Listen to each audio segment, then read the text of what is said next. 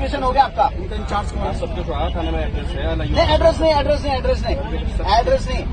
Verification अलग चीज होती है कि आप वहाँ पे क्रिमिनल तो नहीं है, कोई कुछ है नहीं। मेरा ये बोलना, आपने वहाँ कुछ गलत तो नहीं किया।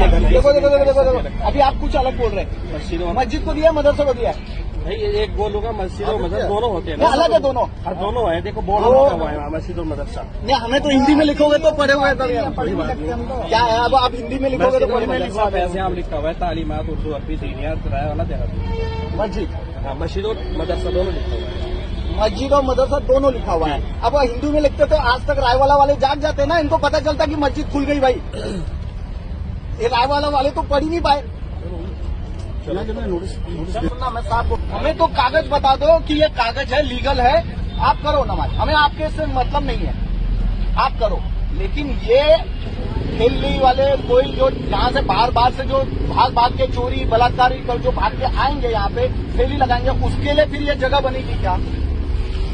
आप कागज दिखा दो, चलो थाने कागज दिखा दो इसका, ये आप नमाज पढ़ो, कोई दिक्कत नहीं, हमें कोई अपन नहीं।